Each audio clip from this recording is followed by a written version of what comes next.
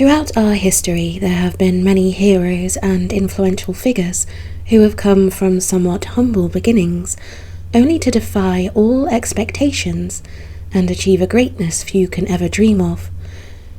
Perhaps no group of people embody this idea better than the somewhat unconventional band of heroes operating in the late 20th to early 21st century, known as the Spook Family. Strictly speaking, however, it would be wrong to call them people. In fact, many of their members belonged to races who were devoted to the destruction of humanity and all life on this planet, nay, universe. Nevertheless, through somewhat unusual circumstances, they were able to harness the darkness within them for the greater good.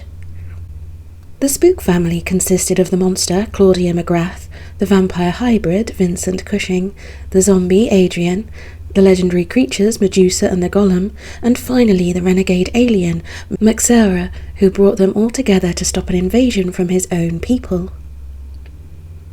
Whilst they would go on to achieve their greatest victories together prior to forming the Spook Family, they were all already established heroes in their own cities, and in some cases other worlds too.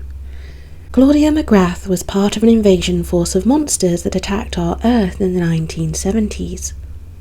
When I say monster, I am using it in its correct term to refer to a specific order of creatures who were created by the Destroyer, the dark counterpart to the creator of our omniverse.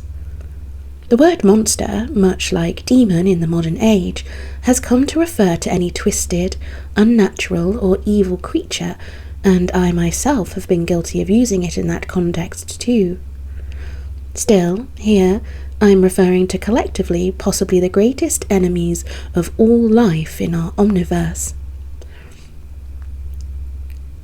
The monster invasion took place in the remote mountain of Kerguelen.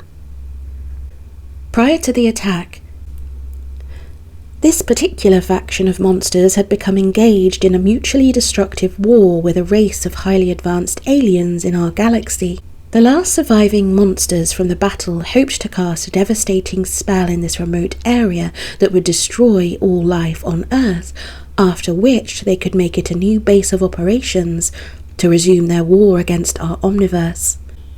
Their experiments with dark magics, however, drew the attention of several powerful witches who, after many clashes with the monsters which they lost, gathered an army to defeat the monsters, which also included hunters, vampires, demons, werewolves, even vandals.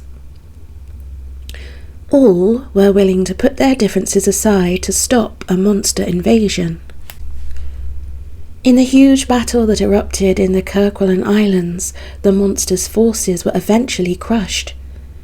Near the end of the battle, however, a single monster child was discovered near the side of its dying mother by a human hunter named Celeste Sand, one of the most prolific vampire killers of her era.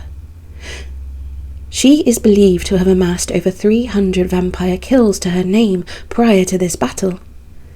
Sadly, in spite of this, she had been unable to protect her family from the bloodsuckers, having lost both her son and husband to a vengeful vampire attack not long before the war.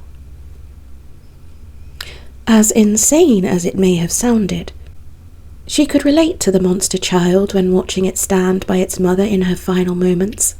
Moreover, she was actually moved that even amongst these creatures there was still at least a grain of genuine affection and empathy. It actually changed her outlook somewhat, as in that moment Celeste came to believe that perhaps it was possible for any life form to change, if even a monster could show genuine care to others, which she had always been told was impossible. Sandy not only spared the monster child, but took it away from the war zone, which was easy enough, as in taking down the monsters, most of the witches, vampires, demons, and hunters had been slaughtered too.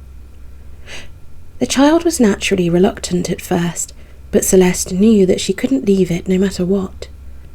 Either the child would starve to death on the mountain, or if it did escape, it would either follow its natural instincts and become a killer, or be hunted down like an animal. Celeste took good care of the monster, showing it a kindness that even its own mother never had. From a young age, monsters are naturally groomed to not only be great warriors, but to see their own lives as expendable for the greater monster cause.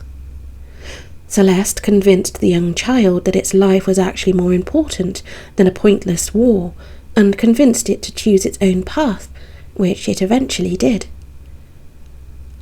The child soon assumed a human form to blend in with its surroundings.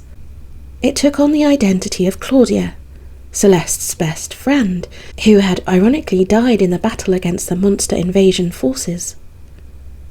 Initially, it hoped that this would be a touching tribute to its adopted mother's friend, but Celeste begged the monster to assume a different form, and she modified it slightly to look different, while still keeping the name Claudia in tribute.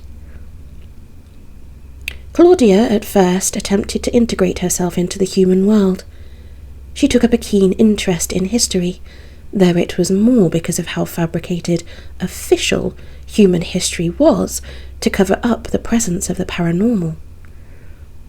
Often, Claudia would look at what an official history text said and then go and research the actual facts in any way she could.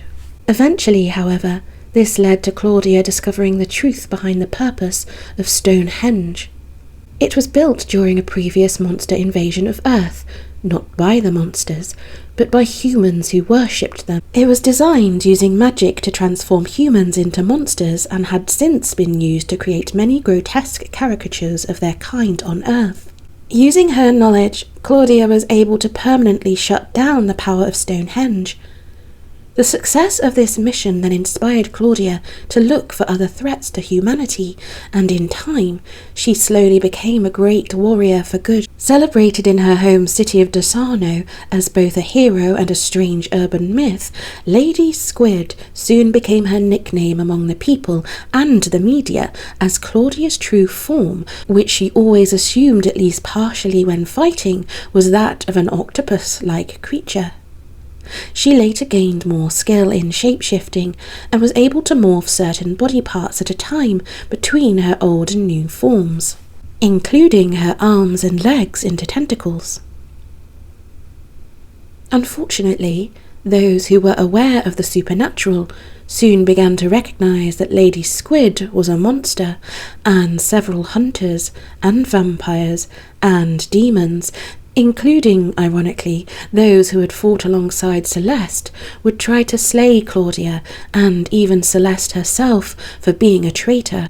Fortunately, Claudia was always able to overcome whatever challenges and threats she and her mother faced, and became a true hero long before she was ever a part of the Spook family.